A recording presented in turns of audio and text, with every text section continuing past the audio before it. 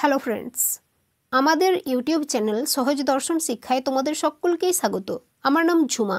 আজকের এই ছোট্ট ক্লাসে আমি তোমাদের জন্য নিয়ে এসেছি তোমাদের রাষ্ট্রবিজ্ঞান অর্থাৎ পলিটিক্যাল সায়েন্স থেকে যে সকল বড় প্রশ্নগুলো এই বছরের ফাইনাল পরীক্ষার জন্য সবচেয়ে বেশি গুরুত্বপূর্ণ তার একটা বাছাই করা লিস্ট।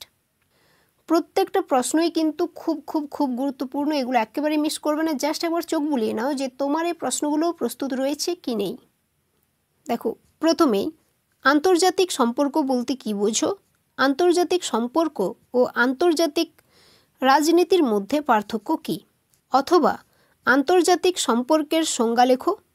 আন্তর্জাতিক সম্পর্কের বিকাশের ধারা সংক্ষেপে আলোচনা করো। নেক্সট, বিশ্বায়ন কাকে বলে? বিশ্বায়নের বিভিন্ন রূপ বা প্রকৃতি পর্যালোচনা করো। গান্ধীজির সত্যাগ্রহ সম্পর্কিত ধারণাটি আলোচনা করো। মার্কসের রাষ্ট্র সম্পর্কিত তত্ত্বটি আলোচনা করো, অথবা মার্কসের ঐতিহাসিক বস্তুবাদ তত্ত্বটি আলোচনা করো।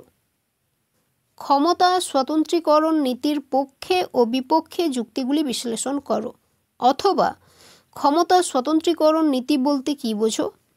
কঠোর ক্ষমতা স্বতন্ত্রীকরণ নীতি সম্ভবও নয়, কাম্যও নয়। মন্তব্যটির যথার্থতা বিচার করো। নেক্সট, ভারতের প্রধানমন্ত্রীর ক্ষমতা ও পদমর্যাদা বিশ্লেষণ করো, অথবা পশ্চিমবঙ্গ বিধানসভার অধ্যক্ষের ভূমিকার পর্যালোচনা করো, অথবা ভারতের অঙ্গরাজ্যের রাজ্যপালের ক্ষমতাগুলি ব্যাখ্যা করো। নেক্সট, ভারতের হাইকোর্টের গঠন ও কার্যাবলী ব্যাখ্যা করো। ভারতের পার্লামেন্টের উভয় কক্ষ সম্পর্কে আলোচনা করো, অথবা পার্লামেন্টে আইন পাসের পদ্ধতি ব্যাখ্যা করো। এবং লাস্ট প্রশ্ন, ক্রেতা সুরক্ষা আদালত একটি টিকা লেখো। সো ফ্রেন্ডস, আজকের ক্লাসটি এখানেই শেষ। তোমার যদি ক্লাসটি ভালো লেগেছে তো অবশ্যই ক্লাসটিকে একটি লাইক দিও, চ্যানেলটিকে সাবস্ক্রাইব করে নিও, আর হ্যাঁ, তোমার যারা ফ্রেন্ডস রয়েছে তাদের সাথে অবশ্যই ভিডিওটি শেয়ার করো। থ্যাংক ইউ সো মাচ ক্লাসটি শেষ পর্যন্ত দেখার জন্য।